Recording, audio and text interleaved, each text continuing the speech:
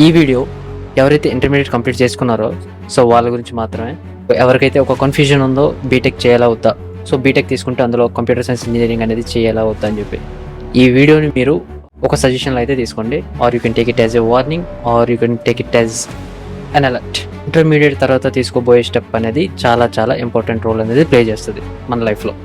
So మీరు ఎక్కడ work చేయాలి, ఏ పొజిషన్లో ఉండాలి, ఎక్కడ బతకాలి, so everything will be decided with this single decision you are going to take in coming days. ఇక్కడ చూసుకుంటే బీటెక్లో సిఎస్సి మీద చాలామందికి ఒక డౌట్ ఉంది. అది క్లారిఫై చేయడం కోసం మాత్రం ఈ వీడియో చేయబోతున్నాను. సో ఇక్కడ నా రియల్ టైం ఎక్స్పీరియన్స్తో పాటు మీకు యాక్చువల్గా రియాలిటీలో ఏం జరుగుతుంది. సో అందరికీ కూడా ఏఐ వచ్చింది కదా, సాఫ్ట్వేర్ ఇండస్ట్రీ అనేది కొంచెం డౌన్ అయింది, మార్కెట్ అనేది కొంచెం డౌన్ అయింది, లేఆఫ్స్ అయితేనే. సో సాఫ్ట్వేరే కొంచెం అటు ఇటుగా ఉంది, ఇంకా కంప్యూటర్ సైన్స్ ఇంజనీరింగ్ చేసి ఏం చేస్తాం అని గురించి ఈ వీడియోలో అయితే కంప్లీట్గా డిస్కస్ చేద్దాం. ఇక్కడ మీరు తీసుకోబోయే స్టెప్ అని చాలా ఇంపార్టెంట్ కాబట్టి నేను చాలా రీసెర్చ్ చేసి ఈ వీడియో అయితే చేయడం జరుగుతుంది. దీని గురించి కంప్లీట్గా మీకు స్టార్ట్ చేసే ముందు ఫస్ట్ ఒక చిన్న ఎగ్జాంపుల్ చెప్తా. నేను 10th క్లాస్ కంప్లీట్ అయిన తర్వాత బైపీసీ తీసుకున్న తర్వాత డిగ్రీ చేసా, తర్వాత మాస్టర్స్ చేశా. సో ఇక్కడ కంప్లీట్గా ప్రాపర్ గైడెన్స్ లేకపోవడం వల్ల నేను నాన్ ఐటీ బ్యాక్గ్రౌండ్కి సంబంధించి స్టడీస్ కంప్లీట్ చేయడం జరిగింది. But at the end of my masters నేను రియలైజ్ అయింది ఏంటి అంటే ఇది కరెక్ట్ కాదు.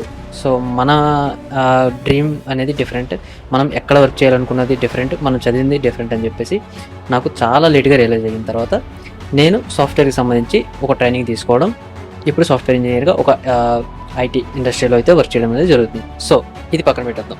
ఇప్పుడు చాలామందికి ఒక బిగ్గెస్ట్ క్వశ్చన్ ఏంటి అంటే మనం ఇప్పుడు కంప్యూటర్ సైన్స్ ఇంజనీరింగ్ తీసుకోవచ్చా లేదా అని చెప్పేసి. సో ఈ క్వశ్చన్ అరైజ్ అవ్వడానికి కారణం ఆర్టిఫిషియల్ ఇంటెలిజెన్స్.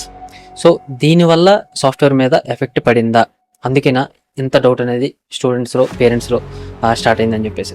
దీనికి కొన్ని ఎగ్జాంపుల్స్ చూసుకుంటే లాస్ట్ ఇయర్ మనకి ఒరాకిల్లో 30,000 ఎంప్లాయీస్ లే ఆఫ్ అనేది చూసాం. అలానే చాలా కంపెనీస్లో కూడా లే ఆఫ్స్ అయినాయి. దీని గురించి చెప్పే ముందు ఫస్ట్ సిఎస్సి తీసుకుంటే మీకు ఏం నడుస్తుంది ప్లేస్మెంట్స్లో అనేది ఫస్ట్ ఒకసారి చూద్దాం. సిఎస్సిలో మీరు ఏం చేస్తారు, సిఎస్సి స్టూడెంట్స్ జనరల్గా ప్లేస్మెంట్స్ అనేవి 2 టైప్ ఆఫ్ కంపెనీస్ నుంచి వస్తాయి, ప్రోడక్ట్ బేస్డ్ కంపెనీస్ అలానే సర్వీస్ బేస్డ్ కంపెనీస్. సో ఈ ప్రోడక్ట్ బేస్డ్ కంపెనీస్లో అంటే for example PhonePe, Ola, Uber, next Amazon, Flipkart ఇలాంటి కంపెనీస్ ఏవైతే ఉన్నాయో ఇవన్నీ కూడా ప్రోడక్ట్ బేస్డ్ కంపెనీస్. ఇందులో ఉండే ఎంప్లాయీస్ ఎప్పుడు కూడా ఆ కంపెనీ వరకే, ఆ కంపెనీ యొక్క ప్రోడక్ట్ మెయింటైన్ చేయడానికి, డెవలప్ చేయడానికి వర్క్ చేస్తారు తప్ప వేరే ప్రాజెక్ట్స్కి వర్క్ చేయరు. సో ఈ కంపెనీస్ ఎప్పుడు కూడా ఇవి ప్రోడక్ట్స్ని ఎక్స్టెండ్ చేసుకొని ఆర్ కొత్త ప్రోడక్ట్స్తో మార్కెట్లోకి రావడం లాంటివి చేస్తుంటాయి. ఎలాంటి టెక్నాలజీ వచ్చినా సరే సో వాటిని అడాప్ట్ చేసుకొని ముందుకెళ్తుంటాయి అన్నమాట. సో ఇలాంటి ప్రోడక్ట్ బేస్డ్ కంపెనీస్ నుంచి ప్లేస్మెంట్స్ తగ్గిపోవడం లాంటివి కంప్లీట్గా జరగదు. సో ఇది పక్కన పెట్టేద్దాం. ఇంకొకటి చూసుకుంటే మనకి టీసీఎస్, ఇన్ఫోసిస్, హెచ్సిఎల్ లాంటి సర్వీస్ బేస్డ్ కంపెనీస్ ఉన్నాయి. ఇవి బయట నుంచి ప్రాజెక్ట్స్ని తీసుకొని ఇందులో ఎవరినైతే ఎంప్లాయీస్ని హైర్ చేసుకున్నారో వాళ్ళ చేత పని చేయించుకుంటాయి. ఇలాంటి కంపెనీస్ ఏవైతే ఉన్నాయో ఇక్కడ లో లెవెల్ ఆఫ్ కోడింగ్ ఉంటుంది. సో ఇలాంటి జాబ్స్కి ఒక రిస్క్ అనేది ఉంటుంది. ప్రెజెంట్ వచ్చిన ఆర్టిఫిషియల్ ఇంటెలిజెన్స్ వల్ల ఎఫెక్ట్ ఉందా అని అంటే ఖచ్చితంగా ఉంది. కానీ ఇక్కడ మీరు అర్థం చేసుకోవాల్సిన విషయం ఏంటంటే మనకి ప్రతి కొన్ని దశాబ్దాలకు ఒకసారి అంటే కొన్ని డికేట్స్కి ఒకసారి ఏదో ఒక న్యూ రిజల్యూషన్ వస్తుంటుంది అన్నమాట. ఒక కొత్త టెక్నాలజీ అనేది మనం చూస్తుంటాం. అయితే ఫర్ ఎగ్జాంపుల్ మనం చాలా ఇయర్స్ బ్యాక్ వెళ్తే ఈ క్యాండిల్స్ మాత్రమే ఉండేది, ఎలక్ట్రిసిటీ లేదు. సో ఎలక్ట్రిసిటీ వచ్చినప్పుడు క్యాండిల్స్కి సంబంధించి ఈ ఇండస్ట్రీకి సంబంధించి చాలామంది పనులు అయితే పోయాయి. బట్ ఎలక్ట్రిసిటీ వచ్చిన తర్వాత జస్ట్ ఇమాజిన్ చేసుకోండి ఎన్ని నెంబర్ ఆఫ్ ఆపర్చునిటీస్ అనేవి క్రియేట్ అయ్యాయో, ఎంతమందికి ఎంప్లాయ్మెంట్ అనేది క్రియేట్ అయిందో. సో అలానే ఒక మొబైల్ టెక్నాలజీ ఒకటి మనకి కొన్ని ఇయర్స్ బ్యాక్ వచ్చింది. సో ఎవరైనా ఎక్స్పెక్ట్ చేశారా ఒక ర్యాపిడో మన ఇంటి దగ్గరికి వచ్చి డ్రాప్ చేస్తాడు చెప్పిన లొకేషన్లో, ఎక్కడో ఉన్న ప్రోడక్ట్ అనేది ఇంటికి తెచ్చి డోర్ డెలివరీ చేస్తారు, ఫుడ్ ఇంటికి వస్తుంది, cabs what ever it may B. So అన్నీ కూడా మనకి ఇలాంటి టైప్ ఆఫ్ ఒక టెక్నాలజీ వస్తుంది, ఇలాంటి టైప్ ఆఫ్ లైఫ్ స్టైల్ అనేది మనం ఎక్స్పీరియన్స్ చేస్తామని చెప్పేసి చాలా ఇయర్స్ బ్యాక్ ఎవరు కూడా ప్రెడిక్ట్ చేయలేదు. ఇప్పుడు కూడా మనం చూసుకుంటే ఆర్టిఫిషియల్ ఇంటెలిజెన్స్ కేసులో కూడా ఇదే జరుగుతుంది. సో ఆర్టిఫిషియల్ ఇంటెలిజెన్స్కి సంబంధించి కూడా కమింగ్ ఇయర్స్లో చాలా నెంబర్ ఆఫ్ ఆపర్చునిటీస్ క్రియేట్ అవుతాయి. ఎలా అంటే ఇప్పుడంటే మన దగ్గర ఓన్లీ మొబైల్ ఒకటి, మనం చూసుకుంటే ల్యాప్టాప్ మేజర్ ప్రొడక్ట్స్ ఒక టెక్నాలజీకి సంబంధించి. ఇప్పుడు ఏఐ అనేది కొత్త టెక్నాలజీ వచ్చింది. సో ఈ ఏఐ మీద జస్ట్ ఇమాజిన్ ఎన్ని ఏఐ ప్రొడక్ట్స్ వస్తాయని చెప్పేసి, పర్సనల్ రోబోట్స్ నుంచి అంతెందుకు డివైజెస్లో ఆల్రెడీ ఉన్న ల్యాప్టాప్లో కూడా మనం బ్రౌజర్ని ఆటోమేట్ చేయొచ్చు కోడింగ్తో. That is the power of artificial intelligence. ఇప్పటివరకు మనం ఒక వెబ్సైట్ కొడితే ఆ వెబ్సైట్ అనేవి కొన్ని పేజెస్ వచ్చేవి, దాని మీద మళ్ళీ మనం క్లిక్ చేయాలి, దాంట్లో మళ్ళీ వెళ్ళి వేరే యాక్షన్ చేసుకోవాలి, ఇలాంటిదంతా చేస్తుంది. బట్ మనం బ్రౌజర్ని ఆటోమేట్ చేసి కూడా ఇదంతా మనం ఆటోమేటిక్గా ఈ యాక్షన్స్ పర్ఫామ్ అయ్యేలా చేయొచ్చు. ఇందులో ఎన్ని టైప్ ఆఫ్ ప్రొడక్ట్స్ వస్తాయి, ఎన్ని టైప్ ఆఫ్ ఎక్స్టెన్షన్స్ వస్తాయి, సో ప్రొడక్ట్స్ ఎలా ఎక్స్టెండ్ అవుతాయి, సో ఇవన్నీ కూడా ఏంటంటే ఆర్టిఫిషియల్ ఇంటెలిజెన్స్ ఎవరైతే నేర్చుకుంటున్నారో వాళ్ళు మాత్రమే చేయగలిగే ఒక పని. సో అది ఆల్రెడీ ప్రజెంట్ మార్కెట్లో స్టార్ట్ అయింది. అయితే ఇలాంటివి ఎక్కడ నేర్చుకోవాలి, ఇలాంటి సోర్సెస్ మనకి ఎక్కడ దొరుకుతాయి? సో ఇలా మనం నేర్చుకోవాలంటే నార్మల్ కాలేజెస్లో ఖచ్చితంగా జరగదు. బికాజ్ నార్మల్ కాలేజెస్లో మీకు ఓన్లీ ఏంటంటే ఒక టెక్స్ట్ బుక్ రిలేటెడ్ మొత్తం చాలా థియరిటికల్గా వెళ్ళిపోతుంటుంది అనమాట. అందులో ఉండే స్టాఫ్ కూడా మీకు కంప్లీట్గా ఇండస్ట్రీకి సంబంధించి ఎలాంటి ఎక్స్పీరియన్స్ లేని వాళ్ళే. టెక్స్ట్ బుక్లో ఏం కనబడితే అది మీకు చెప్తారు, ప్రాక్టికల్ నాలెడ్జ్ ఉండదు. సో ఇలాంటి టైంలో మీరు నార్మల్ కాలేజ్ జాయిన్ అయ్యారంటే you are going to do a biggest mistake in your life. అది కూడా 2026లో మీరు నార్మల్ కాలేజెస్ని సెలెక్ట్ చేసుకున్నారంటే మీ చేత్తో మీరే గోయి తవ్వుకున్నట్టు. సో అయితే ఇప్పుడు మరి ఎక్కడ జాయిన్ అవ్వాలి, ఏదైనా సజెషన్ ఉందంటే ఈ సజెషన్ ఇవ్వడానికి ఓన్లీ రీజన్ ఏంటంటే నేను కూడా ఒక స్టూడెంట్ కాబట్టి, దీనివల్ల నేను బెనిఫిట్ అయ్యాను కాబట్టి. సో నాన్ ఐటీ నుంచి వచ్చిన నేనే 20 ఇయర్స్ పాటు నేను చదివిన చదువుకి సంబంధం లేని ఒక ఇండస్ట్రీలో నేనేదైతే చిన్నప్పటి నుంచి ఒక టైప్ ఆఫ్ వర్క్ ఉంటుందని చెప్పేసి ఇమాజిన్ చేసుకుని నాన్ ఐటీ స్టడీస్ చేసి ఉండిపోయాను.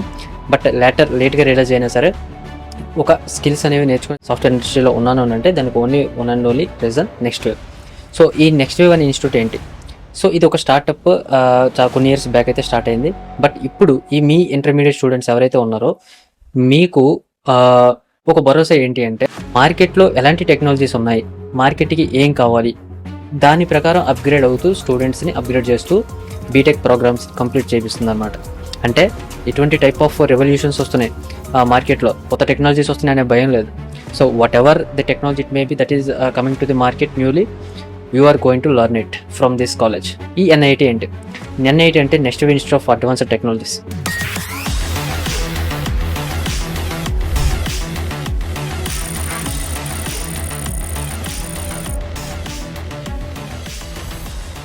ఈ ఎన్ఐటి వాళ్ళు ఏం చేస్తున్నారంటే ఇండియాలో ఉండే ఆల్మోస్ట్ అన్ని యూనివర్సిటీస్తో కొలాబరేట్ అయ్యి అందులో కొన్ని క్యాంపస్ని క్రియేట్ చేసి అందులో బీటెక్ ప్రోగ్రామ్ని ఆఫర్ చేస్తున్నాయి అనమాట ఇంటర్మీడియట్ కంప్లీట్ అయిన ఎంపీసీ స్టూడెంట్స్కి.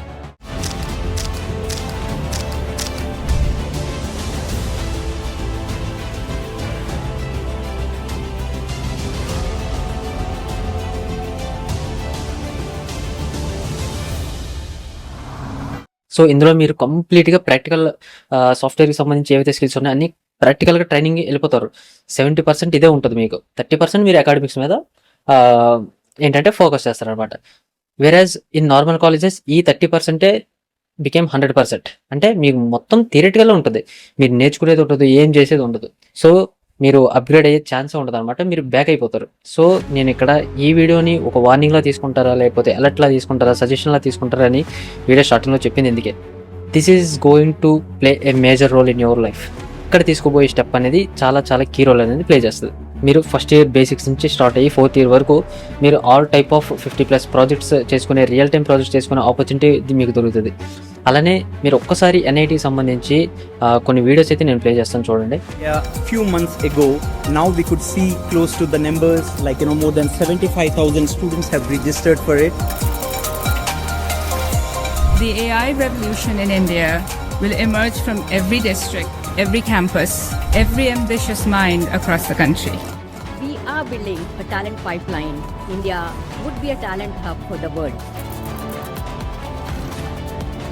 Yes, hackathon में इतनी डाइवर्सिटी है, we are eager to connect with those of the students. It is a very great feeling. First year का स्टूडेंट 4th ईयर के बंदे के साथ compete कर रहा है, सोचा नहीं था, but we are doing. Solutions that you've built or any other solutions that you might bring up, and ensure that you take it to lakhs of people, crores of people, and make them use your product.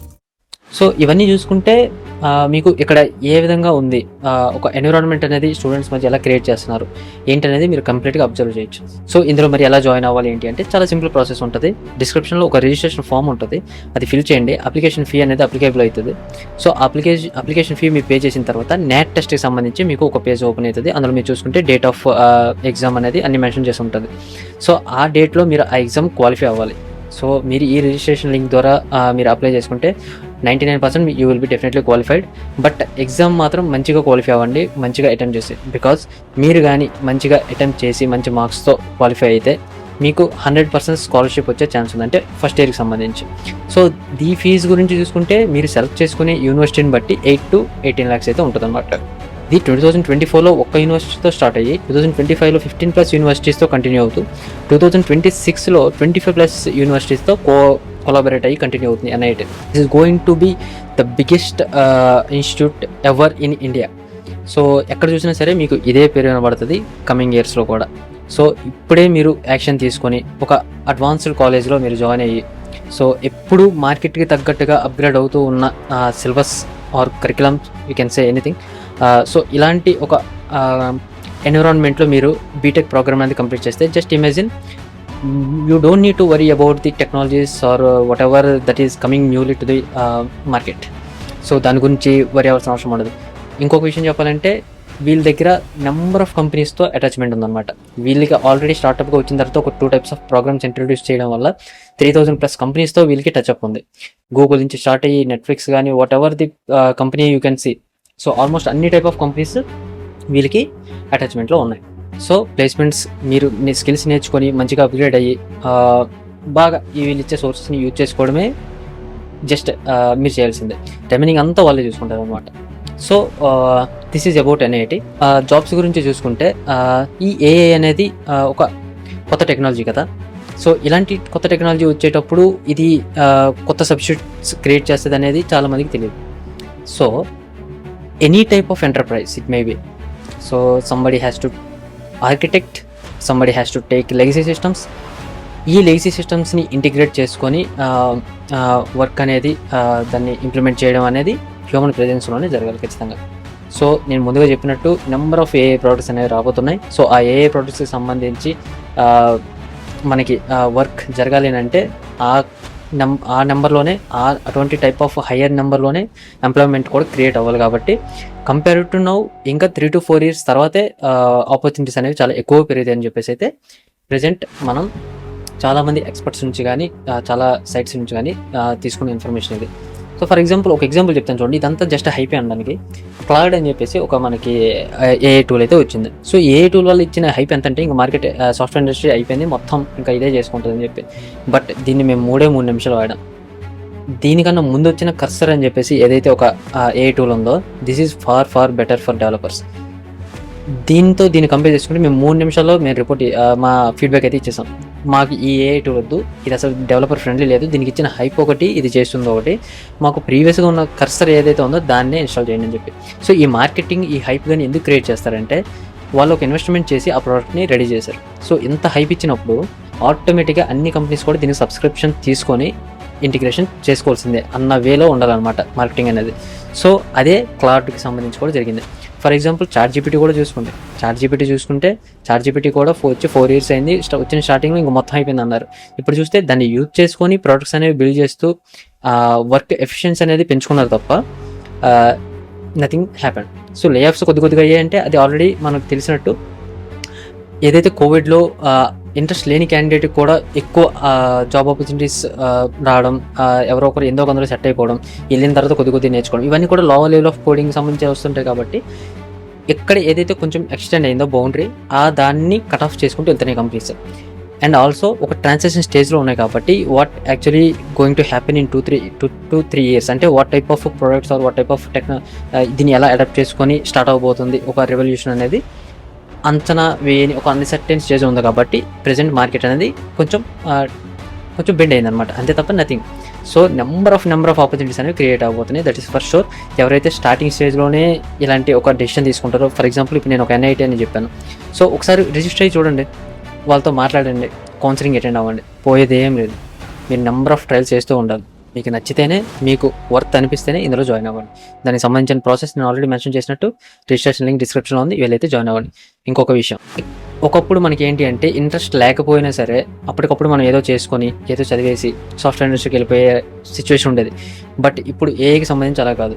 So ఏఐకి సంబంధించి నీకు ఖచ్చితంగా interest ఉండాలి. నువ్వు నీ college ఏదైతే provide చేస్తుందో practical training, దాన్ని base చేసుకొని దాన్ని బాగా యూటిలైజ్ చేసుకొని నువ్వు హార్డ్ వర్క్ చేసి రెడీగా ఉంటేనే 4 yearsలో నువ్వు ఒక ప్రోడక్ట్ని బిల్డ్ చేసే క్యాపబిలిటీతో బయటకు వస్తావు. అప్పుడు మాత్రం నీకు ఆపర్చునిటీ క్రియేట్ అవుతుంది. సో అంత నాలెడ్జ్ అనేది అవసరం కాబట్టి సో ఫస్ట్ నుంచి మీకు ట్రైనింగ్ ఉండాలి. ఇప్పుడు ఏదో నార్మల్ కాలేజ్ జాయిన్ అయిపోతాం, కంప్లీట్ చేసేద్దాం, అప్పుడు ఏ స్కిల్స్ నేర్చుకుందాం అంటే అది జరగని పని. This is about this video. If you have any doubts display మీద కనిపిస్తున్న నెంబర్కి అయితే పింక్ చేయండి. అయితే కాల్లో అయినా లేదంటే టెక్స్ట్ మెసేజ్ అయినా, బట్ కాల్ అయితే చేయకండి. నేనే గెట్ బ్యాక్ అవుతాను, పింక్ చేసి ఉంచండి. So this is about this video. Next video అయితే మళ్ళీ కలుద్దాం. Until then bye. జై హింద్.